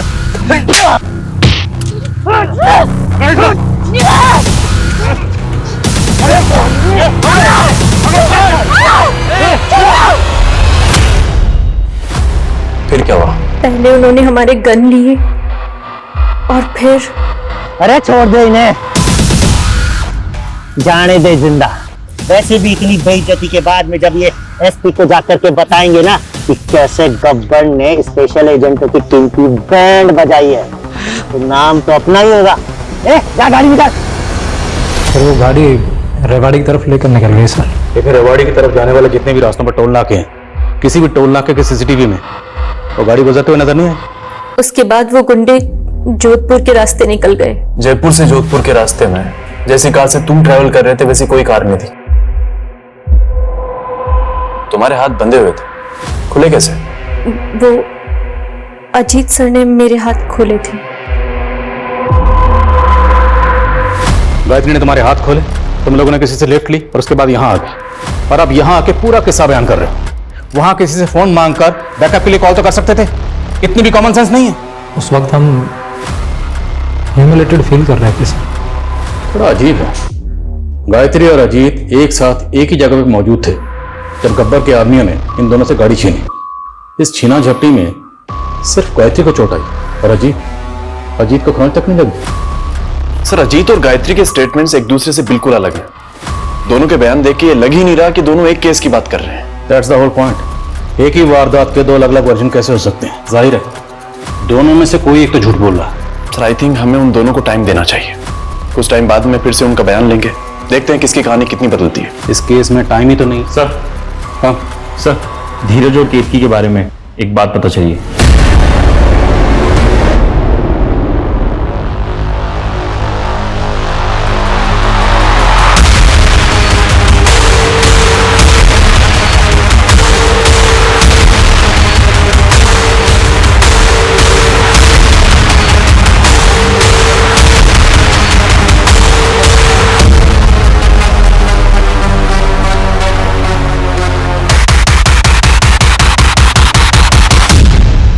हाँ सर, धीरज दोस्त था मेरा, लेकिन एक नंबर का लफंगा आदमी था। केतकी के पैसों से उसका घर चलता था, और जब वो बेचारी बाहर जाती थी तो वो किसी भी लड़की को बुला लेता था, कहता था कजन है। और ऑफिस में भी सर उसकी लड़कियां बहुत कंप्लेन करती थी। नहीं सर, धीरज कभी कभी दूसरी औरतों की तरफ देख जरूर लेता था, बट आई डाउट कि वो ऐसा कुछ कर सकता है, बिकॉज वो एक नंबर का डरपोक आदमी था सर। चेतन कुमार, तुम्हारी टॉवर वाली बात तो सही निकली, लेकिन इससे यह साबित नहीं होता है कि तुम निर्दोष हो। अगर तुम वाकई में खुद को निर्दोष साबित करना चाहते हो तो मर्डर वाले दिन शुरू से लेकर आखिर तक बताओ हुआ क्या था। जिस रात बलराम का मर्डर हुआ उस दिन सुबह वो मुझसे मिलने के लिए मेरी रेसलिंग एकेडमी आया था। जसवंत, मुझे गुरुजी से बात करनी है। तूने गुरुजी का पहले ही बहुत अपमान कर दिया है, तू जा यहाँ से अब। जसवंत, शांत हो। यह अखाड़ा हमारा मंदिर है और यहाँ जो कोई भी आता है वो हमारा मेहमान है। बलराम, अब क्या हुआ? अभी भी कोई आरोप लगाना है मुझ पर? माफी मांगनी है आपसे गुरुजी। मैंने अपनी नाकामयाबी का गुस्सा आप पे निकाला, मुझे माफ कर दीजिए गुरुजी। बलराम, बलराम खड़ो, जा, माफ किया। गुरुजी, अगर आज आप मेरे घर पे चाय के लिए आएंगे तो मुझे भरोसा हो जाएगा कि आपने मुझे माफ कर दिया। आएंगे ना गुरुजी? बहुत अच्छा लगा मेरे कहने पर हमारे घर आए। ये लीजिए चाय। अरे भैया, आप चाय के साथ कचौरी नहीं लाए? हाँ तो बस अभी 2 मिनट में ले आता हूँ नंदू की दुकान से। अरे नहीं, उसकी कोई जरूरत नहीं। अरे गुरुजी, इसकी जरूरत है। इसी बहाने से हम थोड़ी देर बातचीत कर लेंगे। घनश्याम भैया आप जाइए, मैं बस अभी। आप मना मत कीजिए गुरुजी, और आइए अंदर बैठ के आराम से बात करें। आइए। मैंने चाय नाश्ता किया और वहां से चला गया। यानी जब तुम बलराम के घर से निकले तब बलराम जिंदा था और उसका बड़ा भाई घनश्याम वही था? जी। ये बात आपने हमें पहले क्यों नहीं बताई? क्योंकि आपने पूछी नहीं।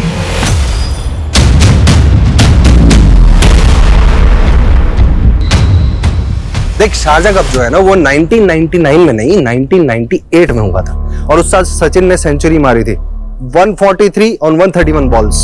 समझा? कुछ भी बात करता है यार, तेरे को कुछ, अरे यार पूरी नॉलेज रखा कर, फिर उसके बाद में बात क्या। थोड़ी देर में बात करता हूँ। जी सर। अच्छा एक बात बता, बलराम के मर्डर वाले दिन जब चेतन तेरे घर से गया था तब तेरा भाई बलराम जिंदा था?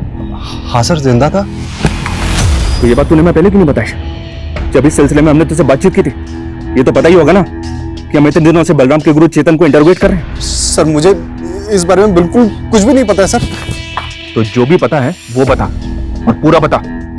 सर मेरा भाई अब इस दुनिया में नहीं है और मुझे उसके बारे में बिल्कुल गलत नहीं बोलना चाहिए, लेकिन हकीकत यह है सर कि भले ही वो पहलवान था लेकिन अंदर से वो बिल्कुल खोखला था। हमेशा अपनी गलतियों का दोष दूसरों के सर पर मरता था सर। खेल सिखाने का नाटक बंद कर। क्या है ये? क्या है ये? क्या है ये? क्या बदतमीजी है बलराम? सब लोग सुनो, इधर आओ। अपने गुरुजी की असलियत, कैसे ये खिलाड़ियों के साथ खेल के नाम पे खिलवाड़ करते हैं। इन्होंने मुझसे कहा था कि ये मेरा स्टेट चैंपियनशिप में सिलेक्शन करवाएंगे अगर मैं इन्हें 2 लाख रुपए दूं तो, और मैं इन्हें पैसे नहीं दे पाया तो देखो मेरी जगह इन्होंने गुरिंदर का नाम आगे कर दिया। बस बंद कर। मैं सिर्फ कुश्ती सिखाता हूं, सिलेक्शन में मेरा कोई दखल नहीं, समझा? झूठ बोल रहा है ये। और जब इसके भ्रष्ट होने की शिकायत मैंने एसोसिएशन में की तो इसने मुझे ही झूठे डोपिंग टेस्ट में फंसा दिया और सस्पेंड करवा दिया। गुरु कहलाने बलराम, बहुत हो गया। अगर मेरा दिमाग खराब हो गया ना तो तुझ पे बहुत भारी पड़ेगा। हिम्मत है तो आओ, कर लेते हैं। गुरु से बदतमीजी नहीं, और ज्यादा पहलवानी दिखाने का शौक है ना तो तेरे जैसे बहुत पहलवान है यहाँ पे। चल। सर मैंने अपना भाई खोया है सर, और मैं भी चाहता हूं कि उसके गुनहगारों को सजा जरूर मिले, लेकिन सर मुझे यकीन है कि चेतन जी बेगुनाह है और मैं किसी बेगुनाह पर आरोप कैसे लगा सकता हूं सर? जब तुम्हारे भाई पे हमला हुआ था उस वक्त तुम कहां थे? उस वक्त मैं चेतन जी के साथ ही निकल गया था सर। वो एक दोस्त के यहाँ पार्टी थी तो वहीं पर गया था। ये चेतन तुम्हारे घर पे कब आया था, और जब वो घर से गया तब कितना बजा था? सर वो टाइम तो मुझे याद नहीं है सर, वो, लेकिन हाँ सर अंधेरा हो गया था। सर क्या है ना, मेरी याददाश्त थोड़ी कमजोर है सर। अभी क्रिकेट के बारे में तुझे सब याद था, अभी अचानक से याददाश्त भी चली गई। थाने चल, सब याद आ जाएगा तुझे। सर मैं सच बोल रहा हूँ सर, मेरी बात पे यकीन कीजिए सर। एक मिनट रुकिए, मैं मेरे पेपर्स लेके आता हूँ सर।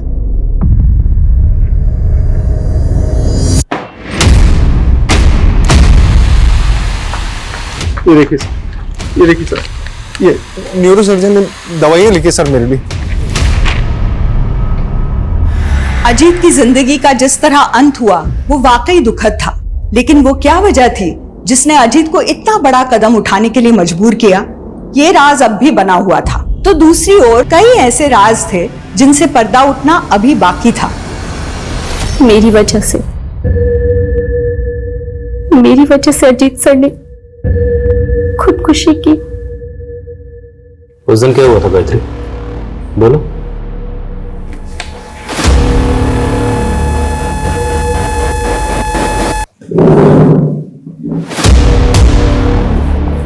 बोलो गायत्री, उस दिन क्या हुआ था?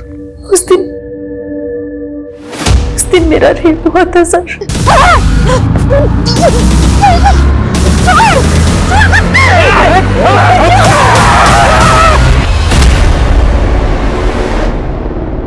मेरी शादी होने वाली है सर, और इसीलिए अजीत सर ने सोचा कि अगर ये बात सबके सामने आ गई तो मेरी शादी टूट जाएगी।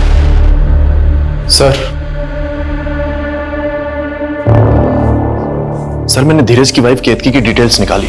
वो जो ड्राइवर आई विटनेस बन के हमारे सामने आया था, सागर। जी सर, सागर। दरअसल वो केतकी का बॉयफ्रेंड है।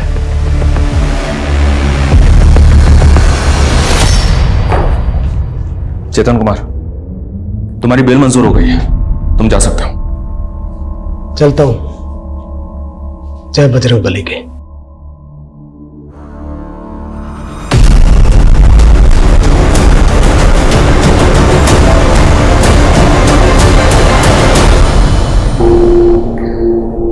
सागर? कौन सागर सर? वही सागर जिसके इश्क में डुबकियां लगा रही थी, तुम्हारा बॉयफ्रेंड।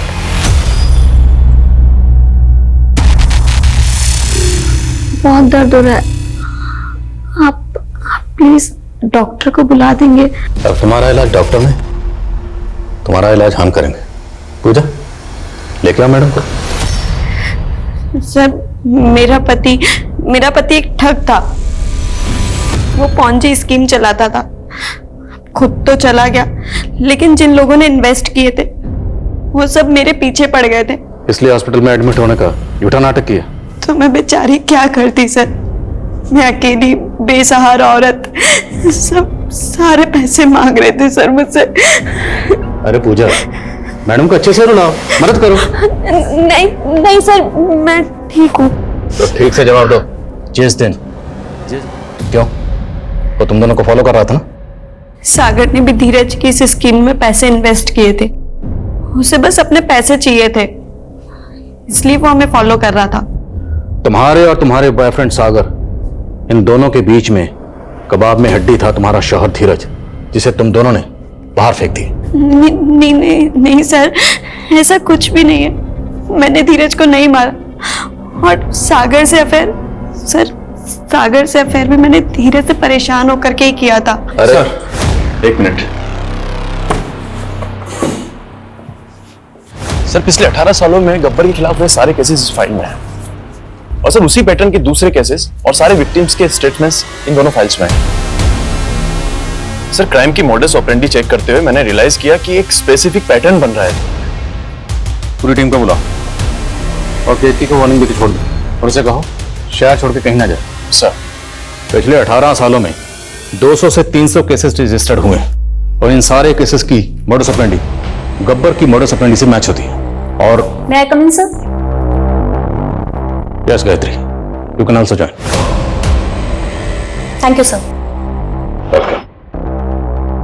और इन सभी केसेस में एक चीज कॉमन है, जहां जहां ये लूट हुई है वहां पे एक आदमी नजर आता है। वो आदमी कभी होता है, कभी अंदर होता है, और इनके साथ एक 13-14 साल की बच्ची भी नजर आती है।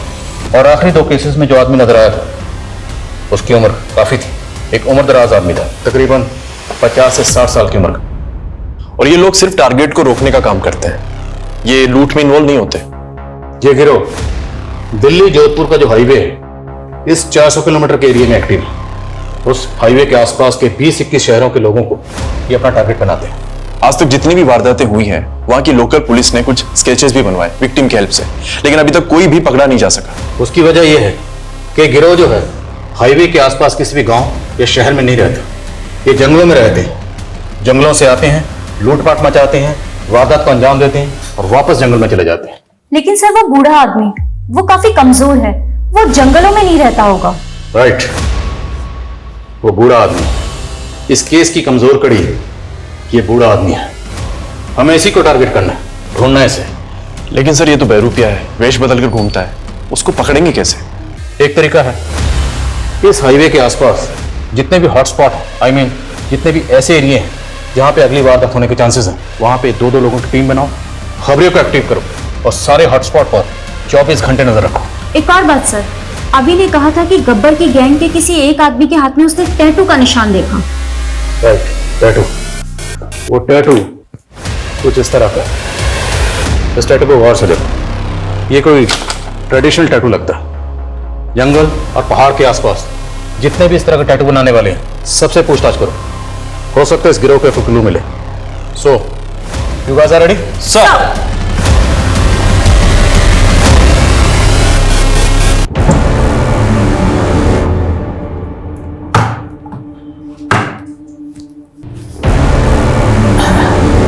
कहाँ जा रहे हैं? बड़े दिनों से सैर नहीं की।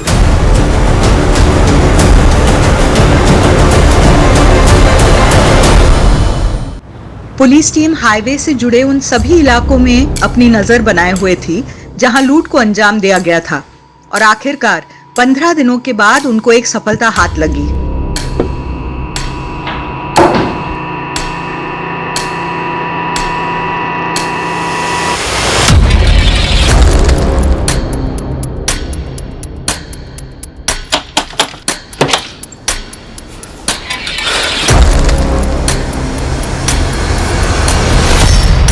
ये लीजिए मुर्गा, पिछली बार कच्चा रह गया था, इस बार ठीक से पकाइएगा। जाइए।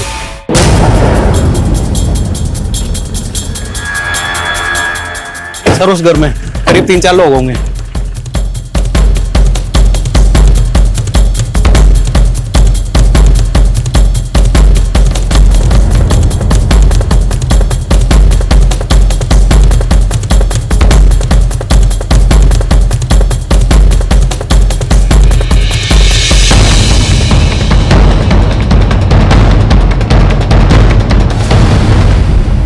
हाँ, क्या हो गया है?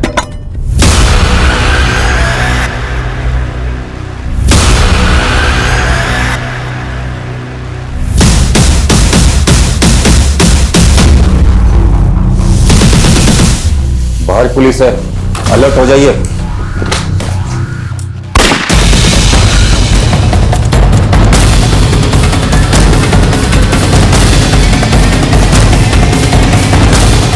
पूरा घर चेक कर।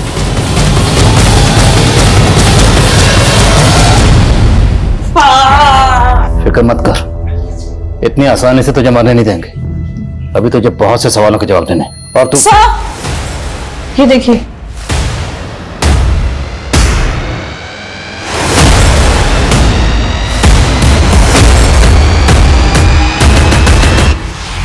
मरने वाले के हाथ में वैसा ही टैटू था जैसे गब्बर के हाथ में था। क्या गब्बर वाकई मारा गया था? 20 सालों से फैली दहशत का आखिरकार क्या अंत हो चुका था, या ये महज एक छलावा था? क्या गब्बर इस बार फिर पुलिस को चकमा देने में कामयाब हो गया था? दूसरी ओर बलराम के केस में भी अब तक पुलिस के हाथ कोई नया सुराग नहीं लगा था। बलराम की हत्या का पहला संदिग्ध चेतन कुमार अब शक के दायरे से बाहर था और अपनी पुरानी जिंदगी में लौट चुका था।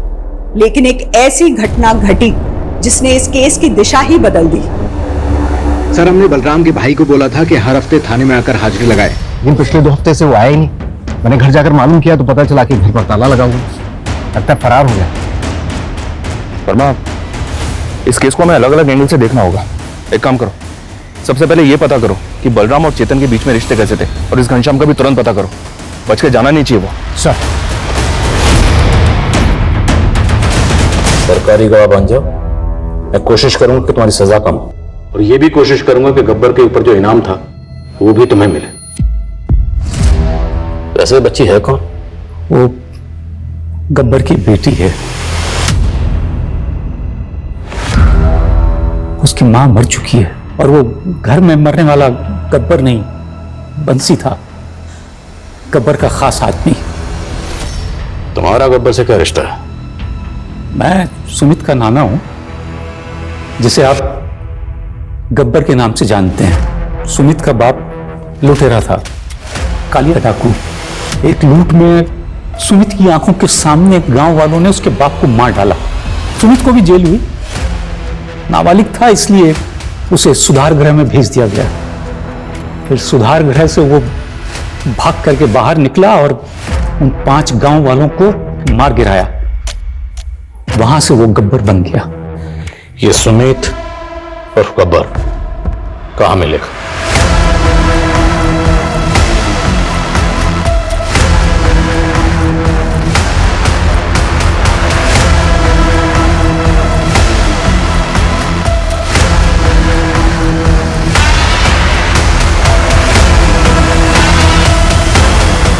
वो ऐसा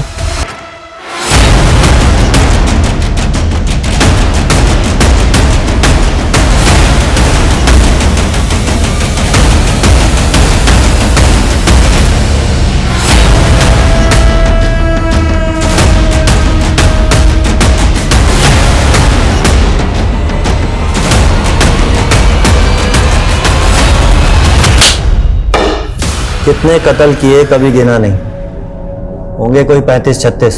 तुमने जितनी भी लूटपाट की, लेकिन आज तक किसी सिविलियन को नहीं मारा, तो फिर धीरज को क्यों मारा?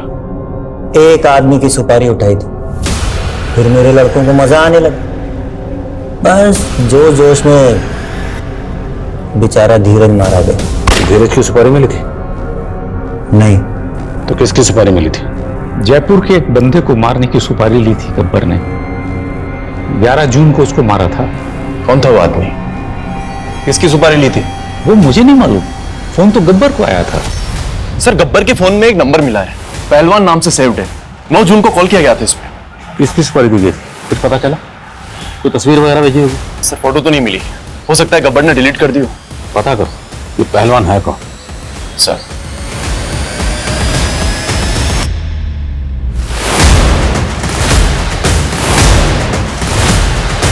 सर, निर्माण नगर पुलिस ने पहलवान को अरेस्ट कर लिया है। चेतन पहलवान ने जिंदगी में सिर्फ एक ही चीज कमाई, इज्जत। और वो मेरी इज्जत की धज्जियां जगह जगह पर उड़ा रहा था, अपनी औकात भूल गया था साला। इसलिए तूने गब्बर को सुपारी दी थी? गब्बर होगा आपके लिए, मेरे लिए मेरे बचपन का दोस्त है सुमित। आज तो मुझे हरा के रंगो सुमित, मजाक अच्छा कर लेता है चेतन। अब देख, मैंने उससे मदद मांगी। अरे शांत हो जा मेरे पहलवान। नहीं सुमित, उसने मेरी इज्जत मिट्टी में मिलाई है। मैं उसका नामो निशान मिटा देना चाहता हूँ। तूने कह दिया तो समझ, हो गया उस पहलवान का राम राम। मैं तेरे साथ रहूंगा, मैं अपने हाथों से उसे मारना चाहता हूँ। मेरे अखाड़े में आकर मेरी इज्जत उतारेगा? हाँ, क्या देखा? कुछ नहीं। जैसा हम बोलेंगे वैसा करेगा ना तो जिंदा रहेगा, वरना तेरी भी हालत। बलराम के भाई घनश्याम ने बताया कि जब तुम वहां से गए उस वक्त बलराम जिंदा था। क्योंकि मैंने घनश्याम को मुंह बंद रखने के पैसे दिए थे। तो खुद को खिलाड़ी कहता है हा? एक खिलाड़ी अपना दिमाग, अपना जोश, अपनी ताकत खेल में लगाता है, ना कि दूसरों की जिंदगी से खेलता है। लेकिन उस मेरी इज्जत गब्बर उर्फ सुमित इस वक्त न्यायिक हिरासत में है। पुलिस जल्द उसके खिलाफ चार्जशीट फाइल करेगी। पहलवान चेतन कुमार के मुकदमे का ट्रायल भी जल्द शुरू होने वाला है। बलराम के भाई घनश्याम पर भी झूठी गवाही देने के जुर्म में जुर्माना लगाया गया। इंसान की परवरिश, उसका माहौल, उसकी शख्सियत को बनाने में अहम भूमिका निभाते हैं। गब्बर उर्फ सुमित की बदनसीबी यही थी कि वो एक गुनहगार के घर पैदा हुआ। अपराध का माहौल उसे विरासत में मिला था। अब मैं रेणुका शाहने आपसे विदा लेती हूँ। हम फिर मिलेंगे ऐसी एक कहानी के साथ जो रखेगी आपको सतर्क और जिंदगी को सुरक्षित। तब तक अपना और अपने परिवार का ख्याल रखिए और देखते रहिए क्राइम पेट्रोल सतर्क। जय हिंद। इस तरह के और भी एपिसोड देखने के लिए हमारे चैनल को सब्सक्राइब करें और बेल आइकन दबाना ना भूलें।